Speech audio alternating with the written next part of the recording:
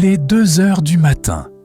Le silence dans ta chambre est si lourd qu'il semble peser sur ta poitrine. Tu fixes le plafond, les yeux grands ouverts, et une seule question tourne en boucle dans ton esprit. Pourquoi ?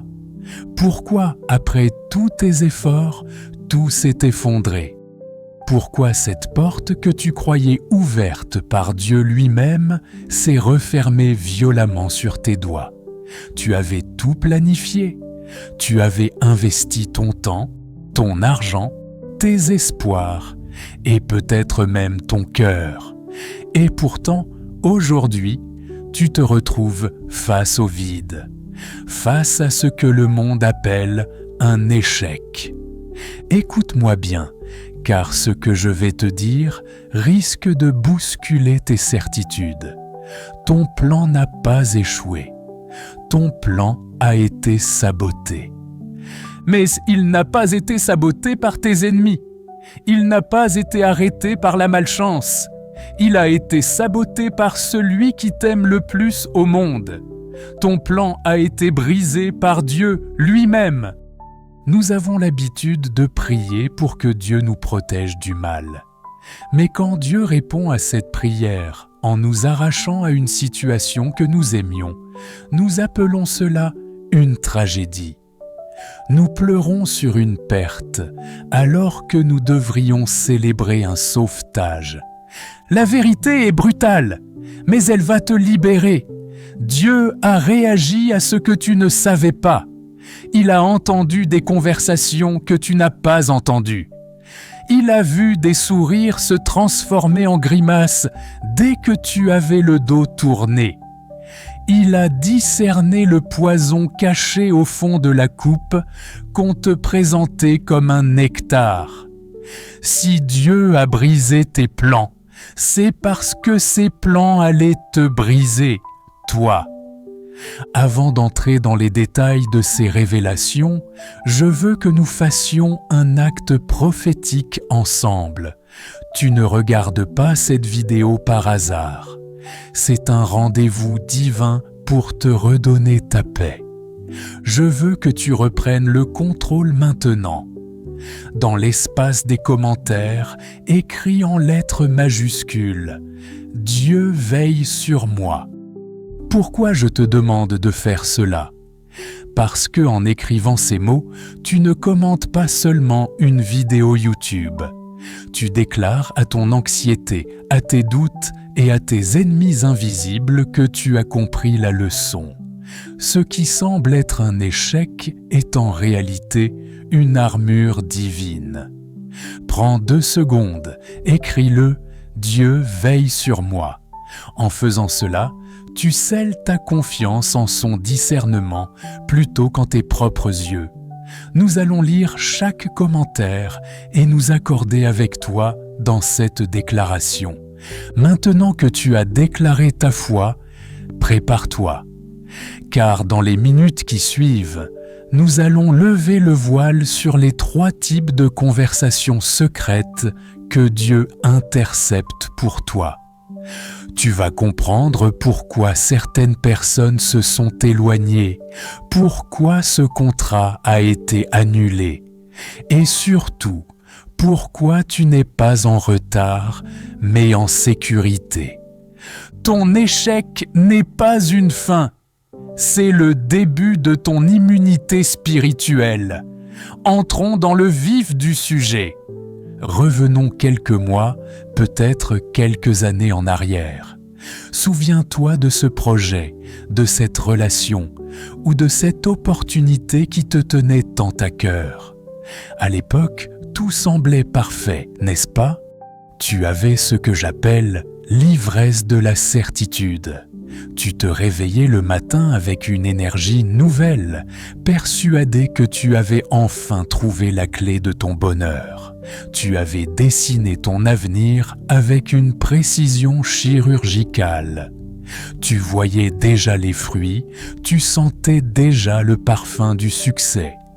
Mais voilà le problème, lorsque nous désirons quelque chose de toute notre âme, nous développons ce que les psychologues appellent un biais de confirmation et ce que les spirituels appellent l'aveuglement du cœur. Ton désir était devenu si grand qu'il était devenu un écran entre toi et la réalité. Tu étais amoureux d'une illusion, et parce que tu aimais cette idée, tu as commencé à ignorer les signaux d'alarme que Dieu plaçait sur ton chemin. Tu te souviens de ce petit malaise que tu as ressenti lors de cette réunion? Tu l'as balayé d'un revers de main en te disant que c'était juste du stress. Tu te souviens de cette parole déplacée que cette personne a eue, ce drapeau rouge qui a flotté un instant devant tes yeux. Tu as choisi de ne pas le voir, parce que tu voulais tellement que ça marche. Nous devenons les architectes de notre propre prison quand nous décidons que notre plan est le seul chemin vers le bonheur. Tu as prié, oui, mais sois honnête avec toi-même. As-tu prié pour que la volonté de Dieu soit faite ou as-tu prié pour que Dieu signe en bas de ton contrat? Souvent, nous ne consultons pas Dieu pour avoir sa direction. Nous le consultons pour obtenir sa validation. Et c'est là que le miroir se brise. Le désir est une force puissante, mais c'est une force aveugle. Il nous fait voir des oasis là où il n'y a que du sable brûlant. Tu pensais que c'était de la persévérance, mais c'était de l'obstination. Tu pensais que c'était de la foi, mais c'était de l'attachement. Dieu te regardait courir vers ce précipice avec tout ton enthousiasme, toute ta sincérité et toute ton ignorance. Imagine un enfant qui court après un ballon coloré dans la rue. Il ne voit pas le camion qui arrive à 80 km/h. Il ne voit que les couleurs vives du ballon. Pour l'enfant, le ballon est tout ce qui compte. S'il l'attrape, il sera heureux. S'il le rate, il pleurera. Mais le père, lui, voit le camion. Le père voit la mort là où l'enfant voit le jeu. Lorsque Dieu a tendu sa main pour te stopper, lorsque le plan s'est effondré, tu as réagi comme cet enfant. Tu as crié à l'injustice. Tu as pensé que Dieu t'avait abandonné ou qu'il te punissait. Tu as regardé les débris de ton projet avec une tristesse infinie, sans réaliser que ces débris étaient les morceaux de la barrière de sécurité que Dieu venait de construire entre toi et le désastre. Ton désir t'avait rendu sourd au murmure de l'esprit. Dieu a essayé de te parler par des intuitions, par des rêves, par des conseils de sages autour de toi. Mais ta voix intérieure était trop bruyante. Tu criais tes rêves si fort que tu n'entendais plus ces avertissements. Il y a une différence fondamentale entre ce que tu veux et ce dont tu as besoin. Le désir veut le plaisir immédiat, la validation sociale, le confort apparent. Le besoin, lui, concerne ta destinée à long terme, ton salut et ton intégrité.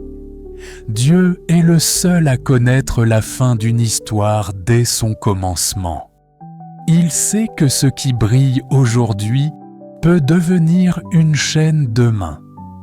Tu croyais que tu perdais une opportunité en or, alors que tu échappais à une cage dorée.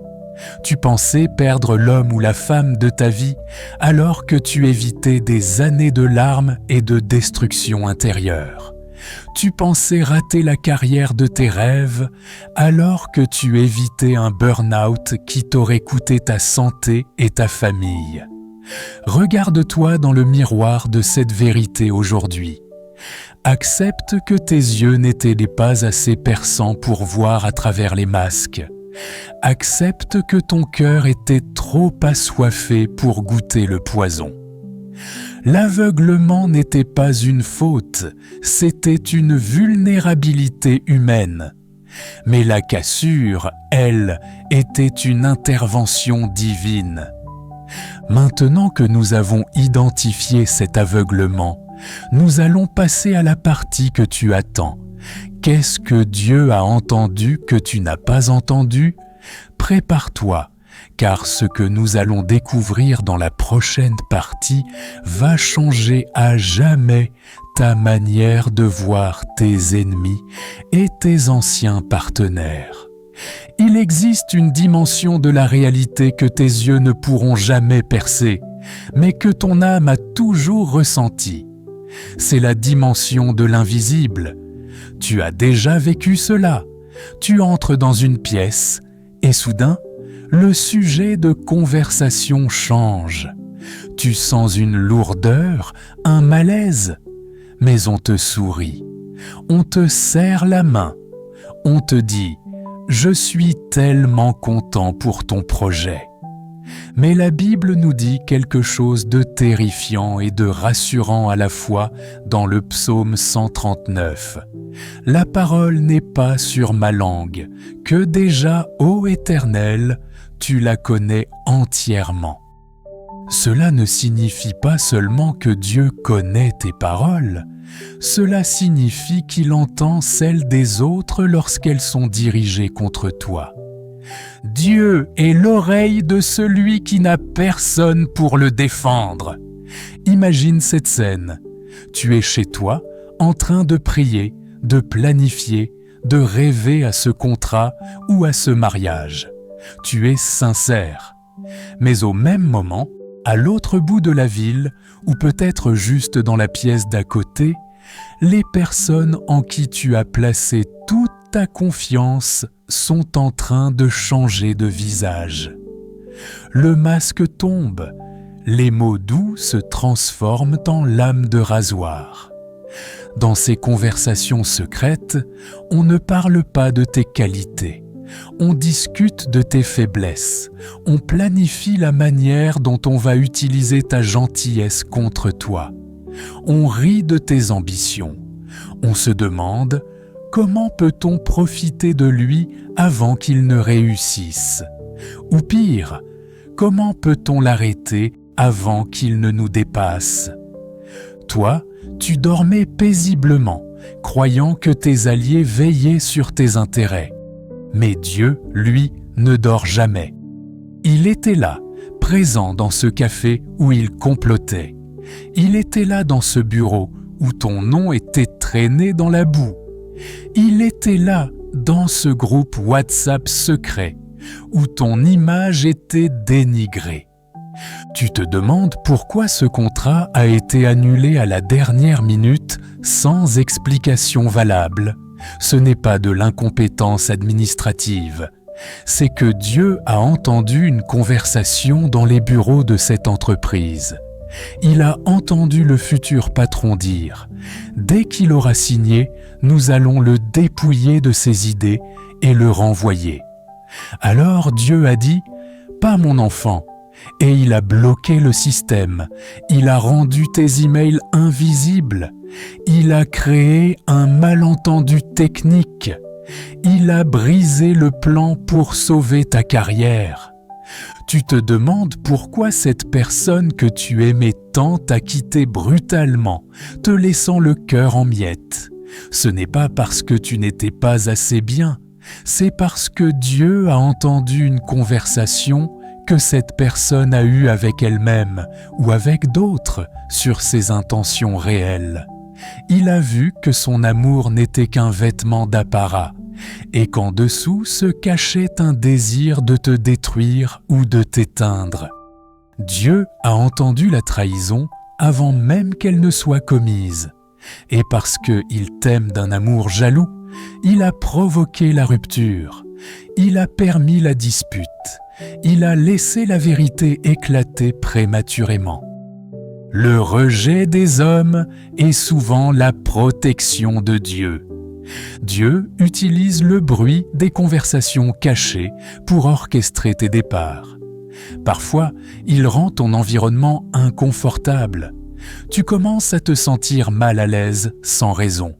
Tu te sens rejeté, ignoré, critiqué. Tu penses que c'est une attaque du diable. Mais regarde de plus près. C'est souvent Dieu qui sature ton oreille spirituelle du bruit de leur complot pour que tu aies enfin le courage de partir. Il rend l'Égypte insupportable pour que tu acceptes de marcher vers la terre promise.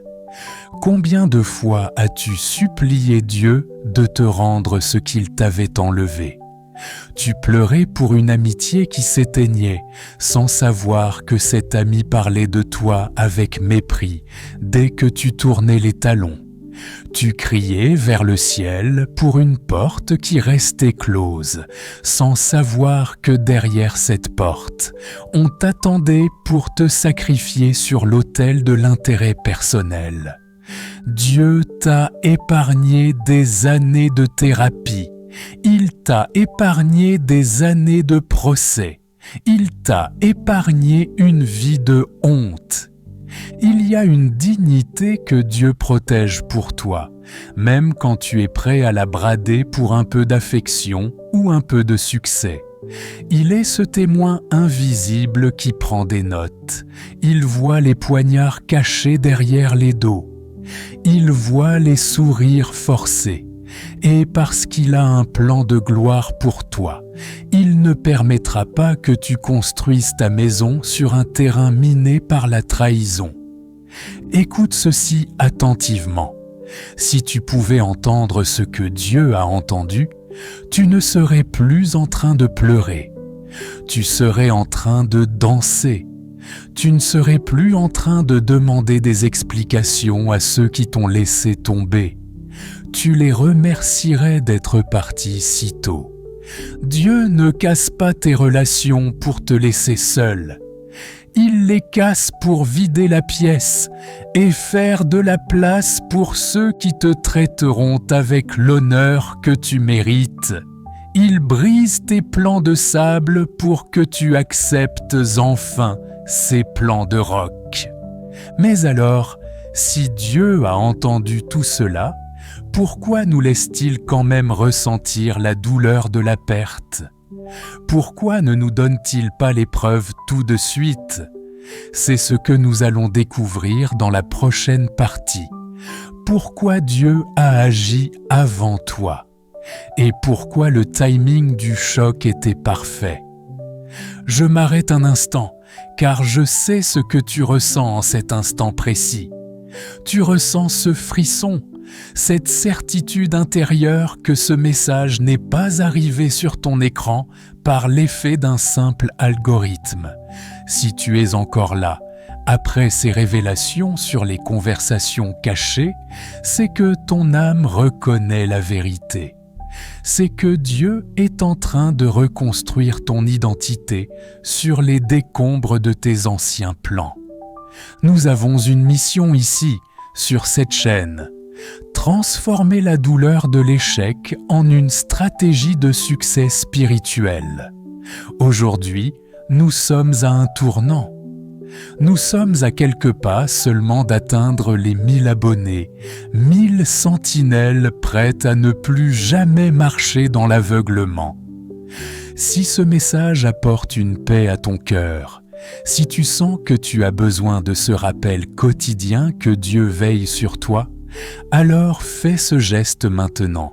Abonne-toi à la chaîne et active la cloche de notification. En rejoignant notre communauté, tu ne fais pas que cliquer sur un bouton. Tu rejoins une famille qui refuse de voir le rejet comme une fin, mais comme une redirection divine. Ne laisse pas ce moment s'envoler. Ta présence ici est la pièce manquante de notre objectif des 1000. Merci d'être ce témoin de la gloire de Dieu avec nous. Maintenant, respire profondément, car nous allons entrer dans une partie encore plus profonde. Pourquoi Dieu a-t-il choisi d'agir avant que tu ne sois prêt? Pourquoi n'a-t-il pas attendu que tu sois assez fort pour supporter le choc? La réponse va te bouleverser. L'une des plus grandes frustrations de l'être humain est le sentiment d'impuissance. Ce moment précis où tu vois tes plans s'effondrer sans que tu ne puisses rien faire pour les retenir. Tu as crié « Pourquoi maintenant ? Pourquoi si brutalement ?» Tu aurais voulu que Dieu te prévienne, qu'il te donne le temps de te préparer, ou qu'il te demande ton avis avant de tout arrêter. Mais voici une vérité que peu de gens osent dire. Dieu ne demande pas l'avis d'une brebis quand il voit un loup sauter dans l'enclos. Il n'attend pas que tu sois d'accord pour t'arracher à un danger mortel. C'est ce que j'appelle l'interception divine.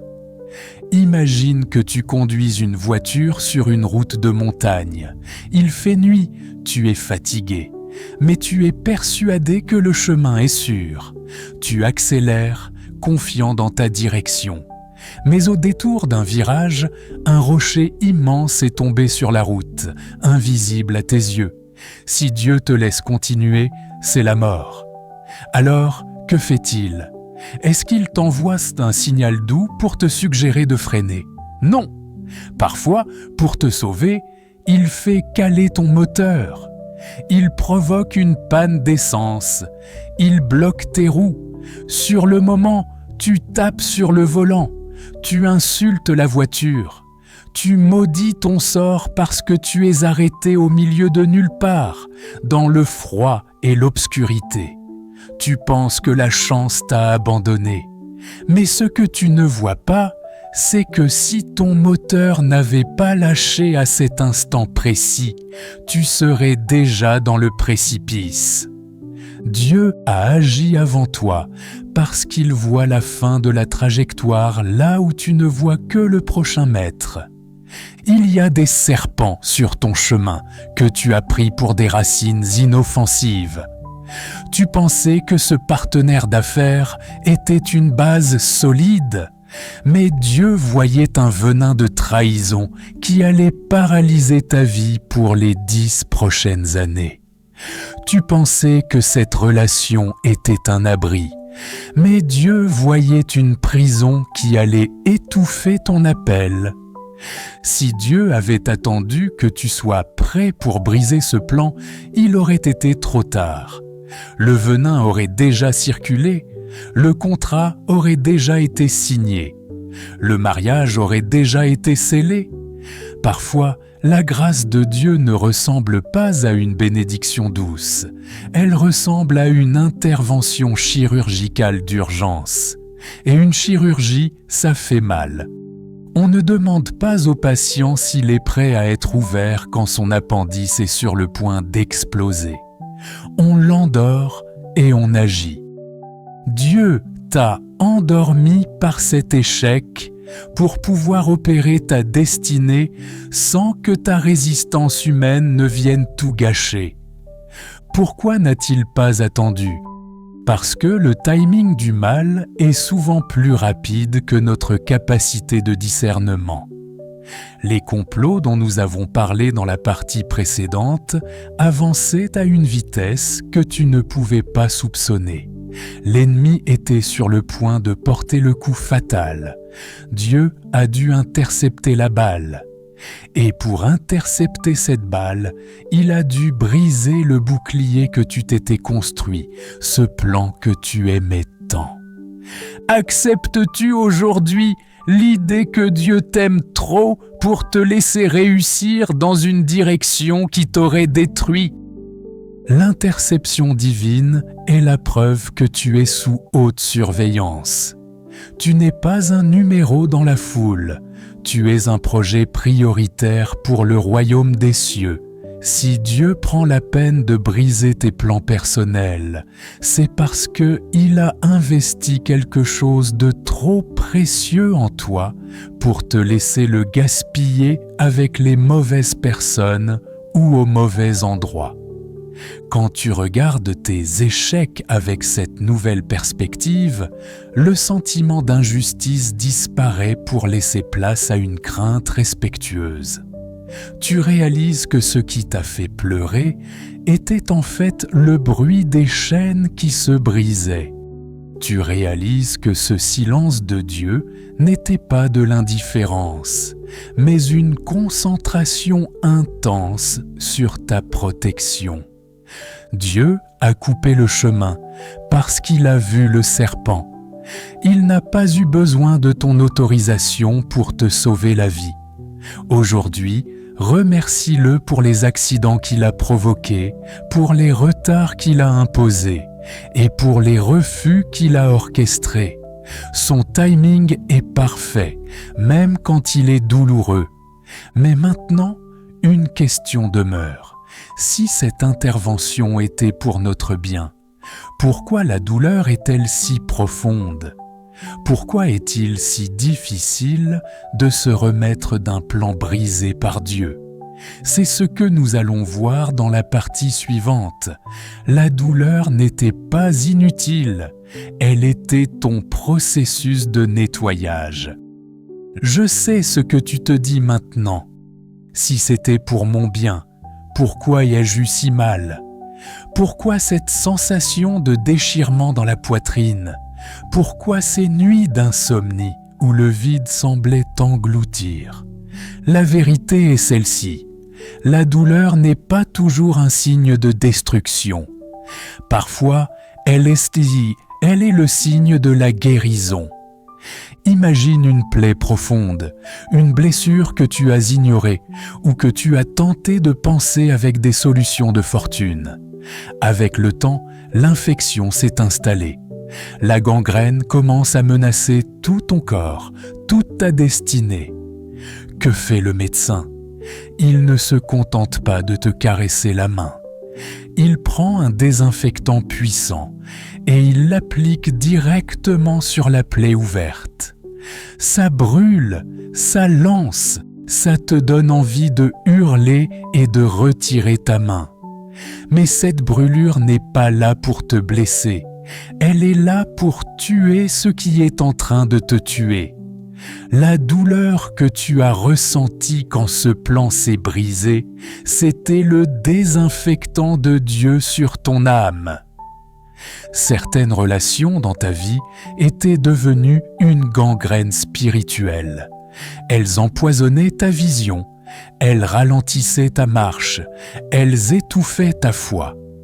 Mais tu y étais attaché, tu aimais cette infection parce qu'elle t'était familière. Si Dieu n'était pas intervenu avec la force d'un chirurgien, cette situation aurait fini par causer l'échec total de ta vie. Elle aurait fini par éteindre la lumière que tu portes. La douleur de la rupture est brutale parce qu'elle doit séparer des chairs qui se sont emmêlées. Dieu a dû arracher des racines que tu avais laissées pousser dans un sol toxique. Oui, ça a brûlé. Oui, tu as eu l'impression que ton cœur ne s'en remettrait jamais. Mais regarde bien la cicatrice aujourd'hui. Elle est la preuve que l'infection a été stoppée. Cette douleur n'était pas inutile, elle était un processus de nettoyage. Dieu utilise la douleur pour nous détacher de ce qui ne nous appartient plus. Parfois, nous sommes tellement têtus que si la porte ne se fermait pas avec fracas, nous essaierions encore de l'ouvrir. Si la rupture n'était pas douloureuse, nous retournerions vers ceux qui nous détruisent. La douleur est la barrière de sécurité qui t'empêche de retourner dans le passé. Elle crée une distance nécessaire pour que tu puisses enfin regarder devant toi. Dieu ne prend aucun plaisir à te voir souffrir. La Bible dit qu'il est proche de ceux qui ont le cœur brisé. Il ne t'a pas regardé pleurer de loin. Il était là, recueillant chaque larme, sachant que chacune d'elles emportait avec elle un peu du poison qui stagnait en toi. Il fallait que tu ressentes ce vide pour que tu réalises que rien sur cette terre, aucun plan, aucun homme, aucune femme, aucune carrière ne peut être le fondement de ton existence. Ce vide était une invitation à revenir à la source. Aujourd'hui, je veux que tu changes ton regard sur tes cicatrices. Ne les regarde plus comme des marques de honte ou d'échec. Regarde-les comme les marques de ta survie. Tu as survécu à une opération à cœur ouvert, dirigée par le Créateur de l'univers. Tu as survécu au désinfectant divin. La gangrène a été stoppée, le venin a été expulsé. Tu es encore là. Ton cœur bat encore. Ton souffle est encore là. Et si tu es encore debout après un tel choc, c'est parce que ce qui reste de toi est indestructible. La douleur a brûlé tout ce qui était superficiel, tout ce qui était faux, pour ne laisser que l'essentiel, ta véritable identité en Christ. Mais après le nettoyage vient le temps de la révélation, car une fois que la plaie est propre, Dieu commence à te montrer ce qu'il a réellement sauvé. Dans la prochaine partie, nous allons explorer ce que tu as évité sans même le savoir. Prépare-toi à passer de la douleur à la gratitude. Nous avons une tendance humaine très naturelle. Nous pleurons ce que nous avons perdu, mais nous ne célébrons jamais ce que nous n'avons pas eu à subir. Nous voyons le vide dans nos mains, mais nous ne voyons pas le gouffre qui s'est refermé juste devant nos pieds. Écoute bien ceci, ton échec n'était pas seulement un arrêt, c'était une déviation d'urgence. Imagine que tu marches vers une falaise dans un brouillard épais. Tu es convaincu que tu marches vers une terre promise. Au dernier moment, une main te saisit par le col et te jette violemment au sol. Tu te relèves, furieux, les genoux écorchés, et tu cries sur celui qui t'a bousculé. Tu ne vois que tes blessures. Mais quelques minutes plus tard, le brouillard se lève et tu réalises qu'un pas de plus, un seul, et tu tombais de 500 mètres. C'est exactement ce que Dieu a fait pour toi. Tu pleures cette entreprise qui a fait faillite, mais tu ne sais pas qu'elle allait être impliquée dans un scandale financier qui t'aurait envoyé en prison pour des années. Tu ne sais pas que tes associés préparaient déjà un dossier pour te faire porter le chapeau. Dieu a coupé les ponts avant que tu ne sois trop engagé pour faire demi-tour. Tu pleures ce mariage qui ne s'est pas conclu, mais tu ne sais pas que cette personne cachait une double vie ou une violence qui aurait détruit non seulement ta paix, mais aussi l'avenir de tes enfants. Tu ne vois que l'album photo que tu n'auras pas, mais Dieu a vu les larmes que tu n'auras pas à verser à l'abri des regards, dans une maison qui serait devenue ton enfer personnel.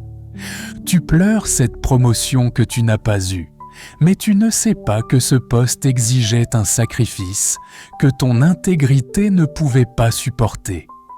Dieu a vu que pour monter sur ce trône, tu aurais dû vendre ton âme. Alors, il a rendu ton CV invisible aux yeux des recruteurs. Il y a des vies qui se détruisent lentement dans le silence des compromis. Dieu a préféré te briser d'un coup sec plutôt que de te laisser mourir à petit feu. La gratitude commence là où l'imagination s'arrête. Si tu pouvais regarder dans le rétroviseur de ta destinée avec les yeux de l'esprit, tu verrais des balles perdues que tu as évitées sans même te baisser.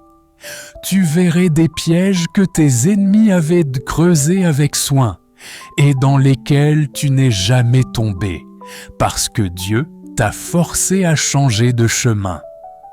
Certaines personnes disent « J'ai eu de la chance », mais toi, tu sais que ce n'est pas de la chance. C'est une sentinelle divine qui a monté la garde autour de toi. La phrase qui doit désormais guider ta vie est celle-ci. « Seigneur, merci pour tout ce que tu as permis, mais surtout, merci pour tout ce que tu as empêché. » Remercie-le pour les rendez-vous manqués. Remercie-le pour les appels qui n'ont jamais été rendus. Remercie-le pour les visas refusés, pour les prêts bancaires rejetés, pour les amitiés qui se sont refroidies sans raison apparente. Tu pensais que c'était un blocage satanique, mais c'était un barrage divin.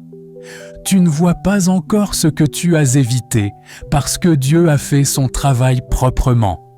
Il a nettoyé la zone avant que tu ne puisses mesurer l'étendue du danger. Mais crois-moi sur parole, un jour, dans quelques années, tu regarderas en arrière et tu diras « Heureusement que cette porte s'est fermée. Si elle s'était ouverte, je ne serais plus là aujourd'hui. » Le sentiment de manque que tu ressens aujourd'hui est le prix à payer pour ta sécurité. Dieu a préféré que tu te sentes seul un instant plutôt que de te laisser être mal accompagné pour l'éternité. Il a préféré que tu te sentes pauvre un moment plutôt que de te laisser t'enrichir avec de l'argent maudit. Passer de la douleur à la gratitude, c'est accepter que Dieu est un meilleur stratège que toi. C'est lui donner les clés de ton avenir en sachant qu'il est capable de briser tes désirs pour sauver ta destinée.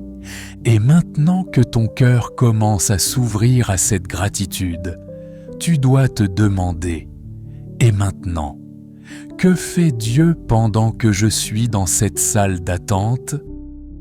C'est ce que nous allons voir dans la prochaine partie. Dieu travaille hors caméra. Nous arrivons maintenant à l'étape la plus difficile, mais aussi la plus sacrée de ton parcours, le silence de Dieu.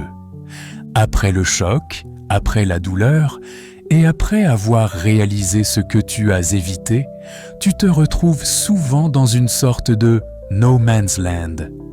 Tes anciens plans sont en cendres, mais les nouveaux ne sont pas encore visibles. C'est la salle d'attente divine.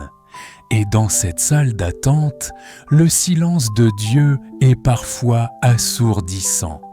Tu pries et tu as l'impression que tes paroles rebondissent sur le plafond. Tu cherches un signe et rien ne bouge. Mais écoute bien ceci.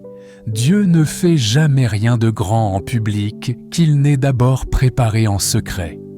En ce moment même, alors que tu as l'impression que rien ne se passe, Dieu travaille hors caméra. Pense à la graine de bambou chinois. Pendant 5 ans, on l'arrose, on en prend soin. Mais rien ne sort de terre. Pas une seule pousse. À l'extérieur, on pourrait croire que c'est un échec, que la graine est morte.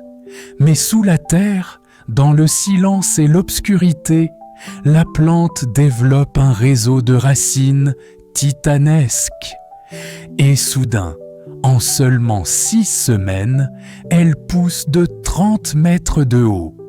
Si Dieu a brisé tes plans, c'est parce qu'il devait d'abord renforcer tes racines. Il utilise ce temps de vide pour forger en toi un caractère capable de supporter la bénédiction qui arrive. Beaucoup de gens prient pour l'élévation, mais peu de gens prient pour la structure capable de porter cette élévation. Si Dieu t'avait donné le succès avec ton ancien caractère, avec tes anciennes fréquentations, avec tes anciennes peurs, ce succès t'aurait écrasé. Il a brisé tes plans pour reconstruire tes fondations. Dieu prépare ton futur en silence parce qu'il ne veut pas que l'ennemi sache ce qu'il est en train de fabriquer avec toi. S'il te montrait tout maintenant, tu serais peut-être effrayé par l'ampleur de ta propre destinée. Ou pire, tu essaierais encore une fois de tout contrôler. Le silence est une école d'abandon. C'est là que tu apprends que ton succès ne dépend pas de tes connexions humaines, mais de ta connexion divine. En ce moment même, Dieu repositionne des personnes. Il déplace des montagnes financières. Il inspire quelqu'un, quelque part, à penser à toi. Il est en train de nettoyer ton futur comme il a nettoyé ton passé. Les conversations que Dieu entend aujourd'hui à ton sujet ne sont plus des complots de trahison, mais des décrets de faveur. Tu penses être dans un trou, mais tu es dans un tunnel. Et dans un tunnel, même si tu ne vois pas la sortie, le simple fait d'avancer te rapproche de la lumière. Ne méprise pas ce temps de solitude. Ne méprise pas ce temps où ton téléphone ne sonne plus. C'est le moment où Dieu te parle à l'oreille. C'est le moment où il dépose en toi les idées, les stratégies et la force dont tu auras besoin pour l'étape suivante. Moïse a passé 40 ans dans le désert avant de libérer un peuple. Joseph a passé des années en prison avant de devenir Premier ministre. Le silence n'est pas une punition, c'est une incubation. Tu n'es pas en retard. Tu n'es pas oublié. Tu es en cours de téléchargement. L'élévation qui arrive après une interception divine est toujours plus grande que le plan initial. Pourquoi ? Parce que le plan initial était le tien, mais le plan final est celui de Dieu, et Dieu ne fait jamais dans la petite mesure. Il ne répare pas seulement ce qui a été brisé, il remplace le temporaire par l'éternel. Reste calme, reste en paix.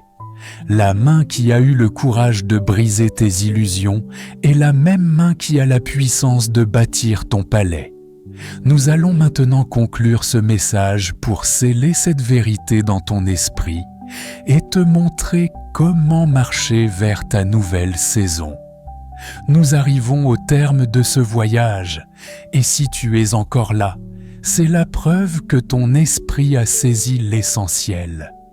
Tu as compris que l'échec n'était qu'une protection et que le silence n'était qu'une préparation. Mais je t'avais promis, au début de cette vidéo, de te révéler le signe précis qui permet de discerner si ton blocage actuel est une attaque de l'ennemi ou une interception de Dieu. Écoute attentivement, car ce signe est la clé de ta paix intérieure. Lorsqu'un plan échoue à cause d'une attaque ennemie, tu ressens généralement une confusion totale, une agitation mentale et une envie désespérée de forcer la porte, même si elle est verrouillée. C'est un chaos sans issue. Mais voici le signe divin. Lorsque c'est Dieu qui brise ton plan, malgré la douleur et les larmes, il y a une paix inexplicable qui s'installe au fond de toi. Une petite voix, tout au fond, te murmure « c'est mieux ainsi ». Même si ton cerveau ne comprend pas, ton âme, elle, se sent étrangement soulagée. C'est ce que la Bible appelle la paix qui surpasse toute intelligence. Si, au milieu de ton échec, tu ressens ce soulagement secret, cette certitude que tu as échappé à quelque chose de pire, alors ne cherche plus. C'est Dieu qui a agi. Il a entendu ce que tu n'as pas entendu et il t'a mis à l'abri. Ton histoire n'est pas terminée. Elle est simplement en train d'être réécrite par le meilleur des auteurs. Ne regarde plus en arrière vers ce que tu as perdu. Regarde vers celui qui a eu le courage de te briser pour ne pas te perdre. Avant de clore ce moment par la prière, je veux te demander une dernière chose. Si ce message a été une bouée de sauvetage pour toi, ne garde pas cette lumière sous un boisseau.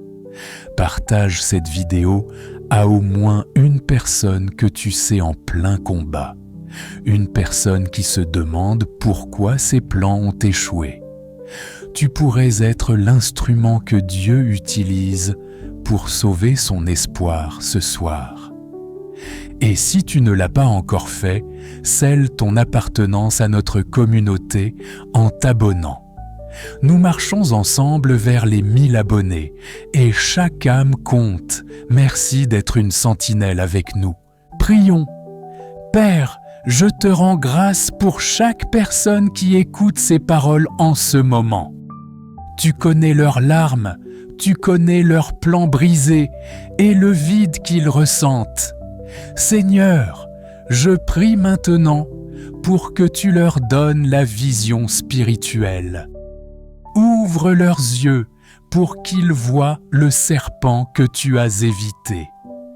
Ouvre leurs oreilles pour qu'ils entendent l'écho de ta protection derrière chaque porte fermée. Père, apaise leur cœur, remplace leur amertume par une gratitude profonde.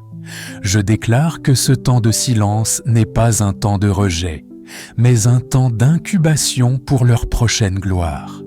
Fortifie leurs racines, bâtis leur caractère et prépare-les pour l'élévation que tu as réservée hors caméra. Que ta paix, celle que le monde ne peut ni donner ni comprendre, garde leur cœur et leurs pensées. Au nom puissant de Jésus, Amen.